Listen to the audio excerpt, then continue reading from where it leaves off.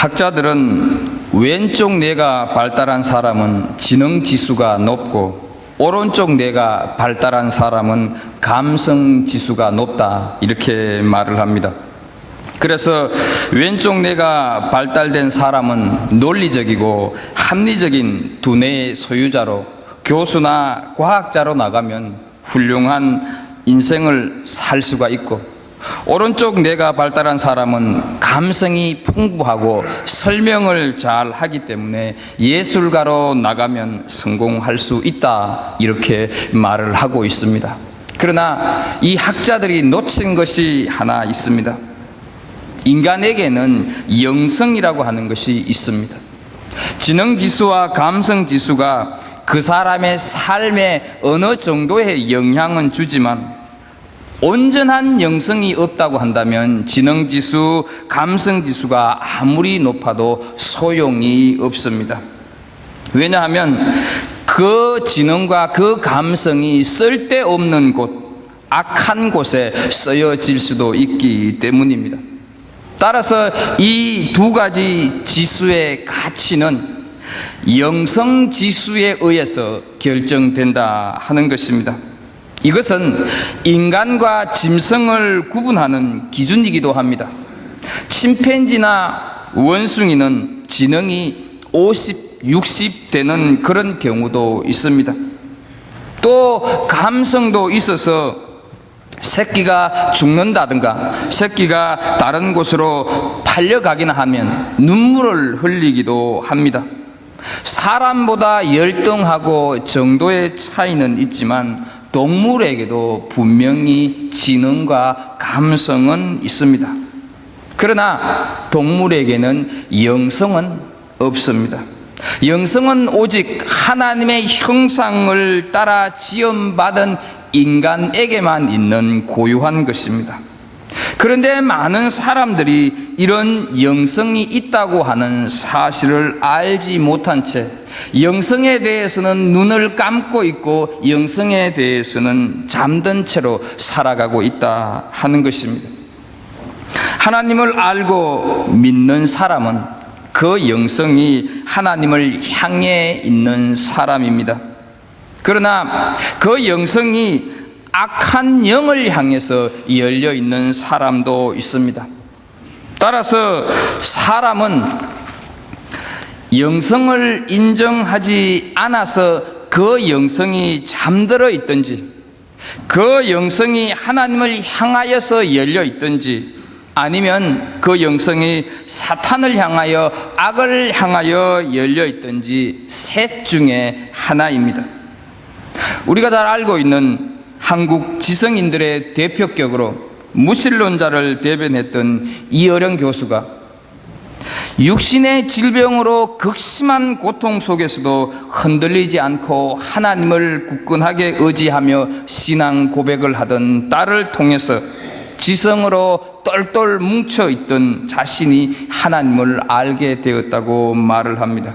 더욱이 딸이 시력 상실의 공포에서 벗어나는 성령의 그 깊은 역사를 체험하면서 지성의 사람에서 영성의 사람으로 변화되었다고 말을 합니다. 그래서 그는 딸에게 내 딸아, 너의 기도가 높은 지성의 문지방을 넘어서 영성으로 가게 했다, 이렇게 말을 하고 있습니다. 그 후로 그는 많은 사람들에게 거룩한 영향을 주고 있습니다. 성령의 사람이 된 다음 그 지성과 감성은 비로소 가치와 빛을 발하게 된 것입니다. 이와 반대의 경우도 심심찮게 우리는 봅니다.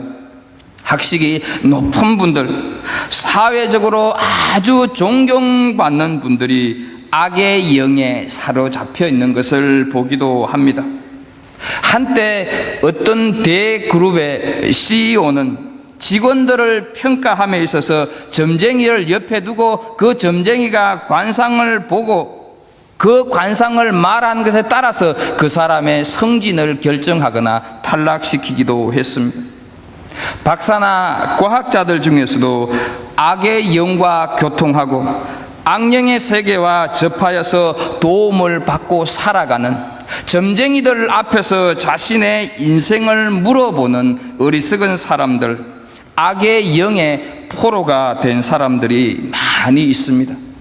우리가 함께 읽은 본문은 이 영의 세계에 대해서 말씀을 하고 있습니다. 이방 땅에 처음 세워진 안디옥 교회는 성령께 순종하여서 바나바와 바울을 안수하여 선교사로 보냈다고 3절에서 말씀을 합니다. 그런데 오늘 우리가 읽은 4절을 보게 되면 다시 두 사람이 성령의 보내심을 받아라고 말씀을 하고 있습니다. 분명히 3절에는 안디옥 교회가 바나바 바울을 선교사로 보냈다고 하는데 4절에는 성령님이 보내셨다 말씀을 하고 있습니다. 우리는 이 두 구절을 어떻게 이해해야 하겠습니까? 한글 성경과 영어 성경에는 둘 다 단순히 보내다고 하는 단어를 사용하고 있습니다. 그러나 원어 성경 보게 되면 3절에서 말하는 보내다는 묶어 있던 것을 풀어주다, 놓아주다, 면제하다는 뜻을 가진 단어를 사용했습니다. 그리고 4절에서는 그냥 일반적으로 보내다, 파송하다고 하는 뜻을 가지고 있습니다. 안디옥 교회 교인들은 바나바와 바울이 항상 자기들과 함께 있는 사람으로 생각을 했습니다. 특히 바나바는 이 안디옥 교회에 있어서 없어서는 안 될 중요한 지도자로 절대로 다른 곳으로 가서는 안 된다고 하는 주관적인 생각을 하고 있었습니다. 이것은 결국 안디옥 교회 교인들의 그 생각의 틀에 두 사람을 묶어 놓고 있었다 하는 것을 말씀해 줍니다. 그래서 성령님께서는 그 잘못된 틀에서 두 사람을 풀어주라고 명령한 것입니다. 이 명령에 순종하여서 안디옥 교회 교인들은 자기 편견의 틀 속에서 두 사람을 놓아주었다고 하는 뜻으로 보내다 하는 단어를 썼고, 그 편견의 틀에서 노임을 받은 두 사람을 성령께서 선교사로 보내셨다 하는 것이 4절입니다. 다시 말씀드리면 이 두 사람을 선교사로 보낸 주체는 안디옥 교회의 교인들이 아니라 성령님임을 밝히기 위하여서 두 단어를 쓰고 있다 하는 것이죠. 이것은 오늘 우리들에게 상당히 중요한 메시지를 던져주고 있습니다. 안디옥 교인들은 자기들의 편견 속에 가두어 두었던 두 사람을 풀어주었을 때 그 두 사람을 통해서 역사하시는 성령님의 능력을 보게 된 것입니다. 두 사람을 자기들의 편견의 틀 속에 가두어 놓고 있는 동안은 그들을 통해서 역사하시는 성령님의 능력을 볼 수 없었던 것입니다.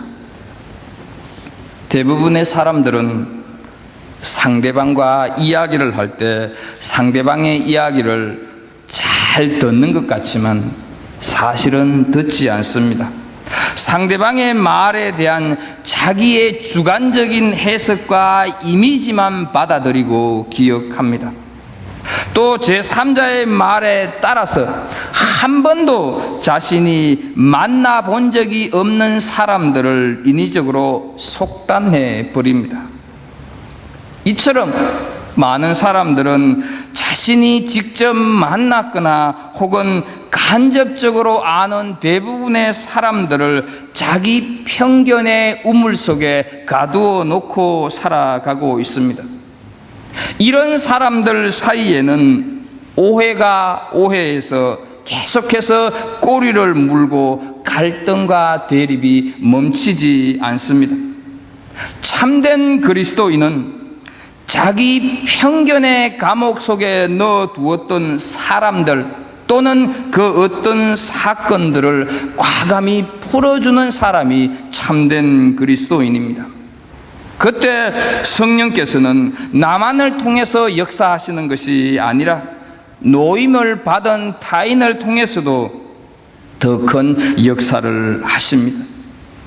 지난주에 말씀드린 대로 이 안디옥 교회 교인들의 구성원을 보게 되면 인종, 환경, 신분, 출생지가 다 각기 달랐고 제각각이었습니다. 한마디로 이질적인 사람들이 함께 모여 있었습니다. 이렇다 보니 이 사람들 사이에서 오는 갈등이 얼마나 크고 얼마나 많았겠습니까? 그러나 이 사람들은 자기 편견의 우물 속에 상대방을 가두어 놓지 않고 풀어주었습니다. 심지어는 흑인 노예마저도 자기 편견에 방치를 하지 않고 놓아줌으로 인하여서 하나님께서 친히 창조하신 그 사람 그 자체 그대로 존중했다 하는 것이죠. 사랑하는 성도 여러분, 내가 타인을 내 편견의 틀 속에 가두어 놓고 풀어주지 않으면, 내가 상대방을 편견의 우물 속에 넣고 놓아주지 않으면 나도 거기에 갇힌다는 사실을 기억하실 수 있기를 바랍니다. 내 안에 놓아주지 못하고 보내주지 못하는 사람이 계속해서 있게 될 때, 그것 때문에 내 생각이, 내 행동이 덩달아 함께 갇혀서 자유롭지 못할 때가 많이 있습니다. 여러분들이 사랑하는 남편을, 여러분들이 사랑하는 아내를, 그리고 여러분들이 참 사랑하는 자식이나 부모들을 혹시 여러분의 편견의 틀에 가두어 놓고 있지는 않습니까? 그렇다면 가정은 하나가 될 수 없습니다. 이 시간 풀어주는 은혜가 있기를 주의 이름으로 축복합니다. 살아오면서 어떤 일을, 혹시 어떤 성도를 놓아주지 못하고 있습니까? 그것 때문에 나도 묶여 있다고 하는 사실을 기억하십시오. 그것 때문에 교회가 하나 되지 못한다는 사실을 기억하실 수 있기를 바랍니다. 편견의 틀 속에서 꺼내 놓아서 내 스스로가 자유함을 누리시기를 축복합니다. 혹시 무엇을, 혹시 그 누구를, 혹시 그 어떤 날과 시간을 내 편견의 틀 속에 가두어 놓고 있지는 않습니까? 보내주는 은혜가 있기를 소망합니다. 그래야만 나도, 내 자신도 거기에서 나올 수가 있습니다. 주님은 마태복음 16장 9절에서 말씀을 합니다. 네가 땅에서 무엇이든지 풀면 하늘에서도 풀리리라 말씀을 하셨습니다. 풀어주는 은혜가 이 시간 모두에게 있기를 주의 이름으로 축복합니다. 성령님의 보내심을 받은 이 바울과 바나바 두 사람이 어디로 갔습니까? 4절을 한번 보겠습니다. 실루기아에 내려가 거기서 배 타고 구브로로 가서 말씀을 합니다. 그리고 5절과 6절을 계속해서 보게 되면 구브로 섬에 속한 살람이라고 하는 지역과 바보라고 하는 지역에서 복음을 전했습니다. 지난 시간에 말씀을 드린 대로 이 구브로는 지금의 키프루스 혹은 사이프루스라고 하는 섬입니다. 이 섬에서 제일 큰 도시가 오늘 5절 6절에서 나오는 살람이라고 하는 도시고, 이 구브로 섬의 수도가 바로 바보입니다. 그러니까 이 바나바와 바울은 구브로 섬을 동서남북을 다니면서 복음을 전했다 하는 것을 우리가 알 수가 있습니다. 구브로는 이들이 파송을 받은 안디옥에서 대충 80km 정도밖에 떨어지지 않는 가까운 거리에 있는 섬입니다. 그런데 우리 생각에는 선교를 간다 하면 수백 킬로 혹은 수천 킬로 떨어져 있는 곳으로 가야 하는 것이 아닌가, 이런 생각이 드는데 왜 이 가까운 거리인 구브로로 갔을까 하는 의구심이 우리에게 생겨납니다. 왜 그렇다고 생각을 하십니까? 우리는 사도행전 4장 36절을 보면서 이해할 수가 있습니다. 사도행전 4장 36절을 보면 구브로에서 난 레위족 사람이 있으니 이름은 요셉이라 사도들이 일컬어 바나바라 번역하면 미로의 아들이라 말씀을 합니다. 구브로는 두 사람 중에 한 사람이었던 바나바의 고향이었습니다. 그렇다면 성령께서 왜 이 바나바의 고향인 구브로로 첫 선교지를 선택하게 했을까 하는 것입니다. 그래도 그렇지 교회의 후원을 받아서 선교지로 나가는데 어떻게 자기 고향을 갔을까? 이런 생각 우리는 충분히 하게 됩니다. 그러나 이렇게 우리가 한번 생각을 해 보십시다. 여러분들의 모든 가족들은 지금 신앙생활을 하고 계십니까? 만약에 믿지 않는 가족이 있는데 내가 가장 먼저 복된 소식, 감격스러운 구원의 은혜를 받았다고 한다면 누구에게 가장 먼저 가시겠습니까? 부모에게나 자식에게 가는 것, 가족에게 가는 것이 당연한 것이고 상식적이지 않습니까? 여러분, 맛있는 것을 드시다가 보게 되면 자식 생각이 나지 않습니까? 부모님이 좋아하시는 영양갱이나 갈비를 드신다고 하면 한국에 계시거나 혹은 돌아가신 부모님이 떠오르지 않습니까? 복음도 마찬가지입니다. 구브로의 섬의 수도가 바보라 이렇게 얘기를 했는데 이 바보를 영어 성경에서는 파포스라고 부르고 있습니다. 이것은 구리 광산이 많이 있었고 조선업이 발달을 했고 우리가 잘 아는 비너스 신이 여기에서 생겨날 만큼 온갖 음란한 우상들이 가득 차 있는 섬이었습니다. 그래서 당시에 사람들이 파피안, 다시 말해서 바보 사람들 이렇게 하면 사창카 사람들, 음란의 사람들이라는 의미를 가지고 사람들은 그것을 떠올리게 되었습니다. 섬이 이 정도였으니까 이 섬에서 태어나고 자랐던 바나바는 자기 고향 생각만 하게 되면 얼마나 영적으로 마음이 아팠겠습니까? 이 영적으로 아픈 바나바의 마음을 하나님께서 아시고 그래서 제일 먼저 첫 선교지로 구브로를 선택해서 가도록 했습니다. 여러분, 지금 여러분들에게 있어서 가장 영적으로 마음이 아픈 분은 누구입니까?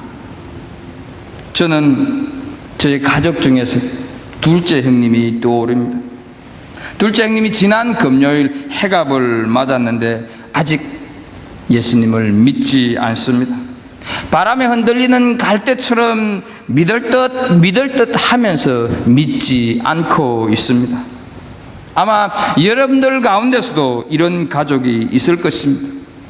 내가 가장 사랑하고 세상을 살아갈 힘과 근거가 되는 가족들이 믿지 않는 것을 본다고 하면 견딜 수 없는 영적인 아픈 마음을 가져야 합니다. 바나바는 그 마음이 가슴에 가득했습니다. 내가 받은 복음이 감격스럽고 내가 얻은 구원의 은혜가 너무 감동으로 다가오는데 이것을 가장 먼저 내 가족에게 전하고 싶은 것은 당연한 것입니다. 요즘은 너무 많은 가치관이, 너무 많은 사고방식이 다르고 변화가 되어서 아무리 가족이지만, 아무리 부모 자식 간이지만 종교를 강요할 수 없는 건 아닌가, 이런 생각 때문에 가족들에게 복음을 전한다고 하는 것이 참 그리 쉽지만은 않습니다. 그러나 우리가 기억해야 될 것은 이 예수를 믿는다고 하는 것, 우리가 기독교를 가진다고 하는 것은 결코 선택 과목이 아니라 필수 과목이다 하는 사실. 기독교는 흔히 말해서 종교가 아니라 기독교는 생명입니다. 그래서 가족 구원은 나에게 있어서 가장 소중한 사명입니다. 이것을 디모데전서 5장 8절에 보게 되면 누구든지 자기 친족 특히 자기 가족을 돌보지 아니하면 믿음을 배반한 자요 불신자보다 더 악한 자니라 말씀을 하고 있습니다. 사랑하는 성도 여러분, 자녀들이 믿지 않는다고 하면 어떻게 해서든지 믿게 해야 합니다. 요즘 젊은이들이 참으로 바쁩니다. 그러나 무엇 때문에 바쁜지, 그 바쁜 것이 내 영혼보다 중요한 것인지, 무엇이 우선되어야 하는지 그것을 깨닫게 해 주어야 합니다. 그것이 부모로서 가장 중요하고 가장 귀한 자식 사랑인 줄로 믿습니다.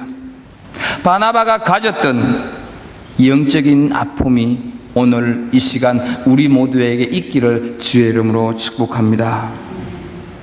이렇게 구브로 섬의 수도인 바보에서 복음을 전하고 있는데 그 바보에서 누구를 만나게 됩니까? 6절을 보겠습니다. 바 예수라 하는 유대인 거짓 선지자인 마술사를 만나니 말씀을 하고 있습니다. 점을 치는 무당을 만나게 됩니다. 그런데 7절에 보게 되면 이 사람이 총독 서기오 바울이라고 하는 사람과 함께 있다고 말을 하고 있습니다. 이것을 볼 때 아마도 이 점쟁이는 그 지역 무속인들의 우두머리가 아닐까 생각이 되어집니다. 그런데 7절에 보게 되면 성경은 이 총독이 지혜로운 사람이다 말을 하고 있습니다. 여기서 지혜롭다고 하는 말은 신중하고 지적이다 하는 그런 뜻을 가지고 있습니다. 이 총독이 자기 수하에 무당을 데리고는 있었지만 예수님에 대해서 관심이 있었습니다. 그래서 바나바와 사울을 불러서 예수님에 대한 이야기를 듣고 싶었습니다. 이 사실을 무당이 알고 총독이 예수를 믿지 못하도록 방해하고 있습니다. 총독이 이 바나바와 바울에게 가까이 가지 못하도록 이렇게 경계를 하고 있다 하는 것이지요. 그런데 여러분, 이런 방해는 우리가 살아가면서도 우리에게도 많이 있습니다. 예수를 믿으려고 하면 주변 사람들이 못 믿게 난리를 칩니다. 이게 그냥 주변 사람들이 단순히 난리를 치는 것이 아니라 마귀의 장난이다 하는 것을 우리가 알아야 합니다. 내가 예수 믿으려고 하면 없던 일도 생깁니다. 이상한 일이 생깁니다. 그러나 이것은 이상한 일이 아니라 아주 오래전에 이 복음이 처음 전해지던 사도행전 시대에도 이런 일이 있었다 생각을 하게 되면 그것은 아무렇지 않게 느껴집니다. 이상하게도 은혜를 좀 받으려고 하면 속에서 방해하는 세력들이 있습니다. 그냥 막 온몸이 비비 꼬이기도 합니다. 수요 예배 가려고 하면 일주일에 한 번만 가면 좋겠지. 새벽 기도 가려고 하면 꼭 기도는 낮에도 해도 되고 집에서 해도 되는데 그렇게 갈 필요가 있느냐? 이런 생각들이 우리 속에 꼭 있습니다. 예수 그렇게 별나게 믿는 사람 별 볼 일 없더라 이런 말도 합니다. 여러분, 이게 단순한 일이 아니라 사탄의 장난, 우리 눈에 보이지 않는 악한 세력에 의해서 이런 일들이 일어나고 있다 하는 것을 알 필요가 있습니다. 이때 우리는 바울이 어떻게 행동을 했는가 하는 것을 한번 살펴볼 필요가 있습니다. 9절에 보게 되면 사울이 성령이 충만하여 말씀을 하고 있습니다. 사탄을 이기려고 하면, 이 사탄의 장난에서 우리가 벗어나려고 하면 성령 충만해야 합니다. 성령 충만함이 없이, 기도 없이 사탄을 대적하면 사탄은 금세 너나 잘해라 말을 합니다. 사탄도 영적인 존재이기 때문에 우리가 기도를 안 하는 것 잘 알고 있습니다. 사탄도 영적인 존재이기 때문에 우리가 겉으로는 예수 잘 믿는 척 해도 뒤에서는 비신앙적인 행동을 하는 것을 다 압니다. 그래서 순간순간 너 어제 그 죄를 지었잖아. 너 어제 그렇게 했잖아. 이렇게 나옵니다. 때문에 우리는 기도해야 되고, 때문에 우리는 성령 충만해야 사탄을 이길 수가 있습니다. 또 하나 바울의 행동을 보겠습니다. 9절을 역시 보게 되면 그를 주목하고 이렇게 말씀을 하고 있습니다. 주목했다고 하는 것은 직시했다, 똑바로 보았다, 이렇게 말을 하는 거죠. 조금 더 다르게 말하면 딱 째려보았다, 이런 의미일 것입니다.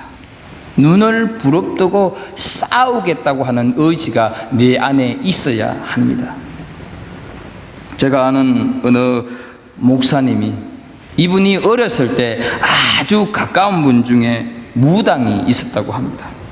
한 분은 이 무당이 구슬을 하는데, 구슬을 하다가 도중에 촛불을 켜려고 성냥을 켜서 초에 갖다 대는데, 그것을 보고 이 목사님이 눈을 바로 뜨고 그 초를 향해서 붙지 마라, 붙지 마라, 속으로 외쳤다는 겁니다.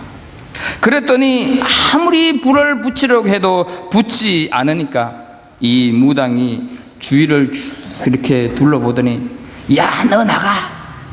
이 목사님을 향해서 그렇게 소리를 치더라는 것입니다. 여러분, 이 말씀을 드리는 이유는 우리는 사탄에 대해서 너무 과대평가를 하고 있다 하는 것이죠. 그래서 어떻게 감히 나 같은 사람이 사탄을 물리칠 수가 있나, 이런 생각을 먼저 합니다. 그리고 사탄이 귀신이라고 하는 사실에 먼저 두려움을 갖습니다. 사탄은 두려운 존재가 아니라 종이 호랑이에 불과합니다. 이 목사님이 겨우 초등학교 학생이었는데 그때 믿음이 있어봐야 얼마나 있었겠습니까? 예수의 영이, 성령이 사탄보다 훨씬 더 능력이 있음을 믿어야 할 줄로 믿습니다. 우리 안에 욕심과 음욕과 타락의 생각이 든다고 하면 눈을 바로 뜨고 내가 나를 직시해야, 그리고 예수의 영으로 대적하려고 하는 의지가 있어야 한다는 것입니다. 그래서 야고보서 4장 7절을 보게 되면 마귀를 대적하라, 그리하면 너희를 피하리라 말씀을 하고 있습니다. 그런데 우리가 오히려 마귀를 피해버리고 마는 것을 보게 됩니다. 마귀를 주목하면서 우리는 예수 그리스도의 이름으로 대적해야 합니다. 살아가면서 우리 안에 일어나는 사탄의 생각을 예수 그리스도의 이름으로 물리치기를 축복합니다. 그 다음에 바울의 행동을 보게 되면 꾸짖습니다. 우리가 사탄을 대적할 때 사탄님 제발 좀 떠나가 주십시오, 이거는 말이 안 됩니다. 귀신에게 호령을 해야 합니다. 명령을 하고 대적해야 한다 하는 것이죠. 그렇게 하면 우리 안에 있는 탐욕이나 우리 안에 있는 시기나 우리 안에 있는 음란이나 질투나 이런 것들이 다 물러가는 것입니다. 이것들은 싸워서 이길 사람 아무도 없습니다. 내 욕심에서 내가 싸워서 이길 사람이 별로 없다 하는 것이죠. 다 사람은 연약한 존재, 악한 존재이기 때문에 지게 되어 있습니다. 그리고 이런 것들은 언론할 대상이 아니다 하는 것이죠. 명령해야, 잘못한 것에 대해서는 야단을 쳐야.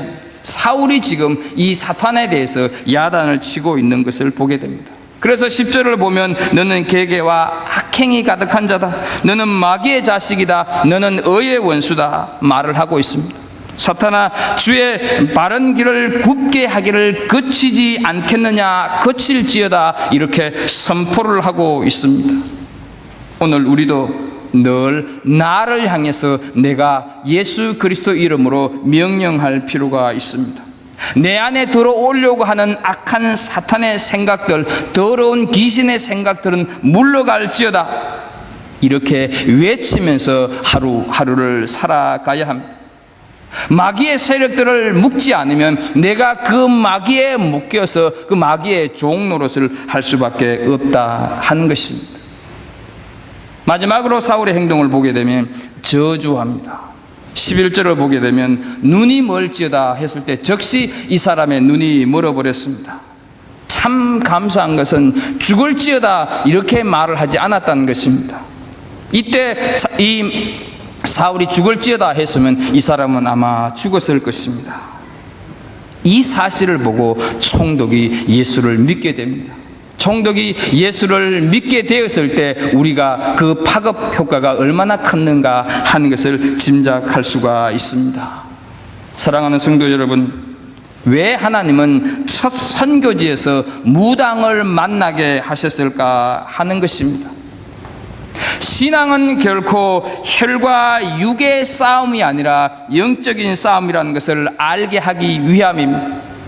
믿음은 단순히 사람과의 관계가 아닌 사탄과의 싸움인 영적인 전쟁이다 하는 것을 알게 하기 위함입니다. 예수를 믿는다고 하는 것은 도덕을 배우는 것이 아닙니다. 예수를 믿는다고 하는 것은 윤리를 우리가 배우는 것이 결코 아닙니다. 그래서 우리가 기억해야 될 것은 에베소서 6장 12절을 보게 되면 이런 말씀이 있습니다. 우리 이 6장 12절은 함께 좀 읽었으면 좋겠습니다. 같이 읽겠습니다. 우리의 씨름은 혈과 육을 상대하는 것이 아니요 이 어둠의 세상 주관자들과 하늘에 있는 악의 영들을 상대함이라. 아멘. 여러분, 우리는 자꾸 사람이 내 공격의 대상이고 남집사가 내 공격의 대상이고 여집사가 내 공격의 대상이고 이렇게 생각을 합니다. 사람은 우리 싸움의 파트너가 절대로 아닙니다. 사람은 우리 전쟁의 적이 아니다 하는 것이죠. 우리 신앙인의 주적은 바로 악한 사탄 마귀다 하는 것이죠. 오늘 혹시 집을 나서기 전에 다투거나 얼굴 붉힐 일을 하고 언짢게 오신 분이 계십니까? 서로 싸우게 하고 시기하게 하고 부부싸움을 하게 하고 화나게 하고 부모님과의 관계를 깨트리고 이 모든 것이 사람 때문이 아닙니다. 다 마귀의 역사입니다. 때문에 우리는 사탄의 꾀에 빠져서는 안 된다는 것입니다. 지금 사탄이 우리를 보고 있습니다. 우리의 신앙인의 주적인 사탄이 우리를 지금 보고 있습니다. 내가 너무너무 속상합니다. 내가 너무너무 화가 납니다. 내가 너무너무 억울합니다. 그래도 여러분, 싸우면 안 되는 이유가 어디에 있는 줄 아십니까? 그 환경을 조성하고 그것을 즐기는 원수가 지금 보고 있기 때문입니다. 거기에 놀아나게 되면 우리는 어떻습니까? 너무 억울한 것 아닙니까? 우리는 영적인 전쟁의 한가운데 있으면서도 그것을 알지 못하고 있고 내가 숱한 영적인 공격을 받고 있음에도 의식하지 못하는, 어떻게 보면 영적인 무지 속에 살아가는 사람들이라 할 수가 있습니다. 그래서 적이 누군지 모르고 우리는 우리끼리 싸우고 있습니다. 우리끼리는 절대로 적이 아닙니다. 이런 것들을 우리는 예수 그리스도 이름으로 대적해야 합니다. 예수 그리스도의 보혈로 우리의 주적인 악한 사탄을 대적하는 은혜가 우리 모두에게 있기를 주 예수 그리스도 이름으로 축복합니다. 기도하겠습니다. 하나님 아버지, 우리가 보지 못하고 우리가 알지 못하는 가운데서도 악한 사탄은 우리를 유혹하고 우리를 시기하게 만들고 우리를 싸우게 만듭니다. 하나님, 오늘 이 말씀을 통하여서 우리가 깨달아 싸우니 아버지, 우리가 세상을 살아가면서 신앙인의 주적은 바로 사람이 아니라 악한 사탄이라고 하는 것을 깨닫고 예수 그리스도의 보혈로 그 악한 사탄을 늘 대적하는 삶을 살아가게 하여 주옵소서. 예수님의 이름으로 기도하옵나이다. 아멘.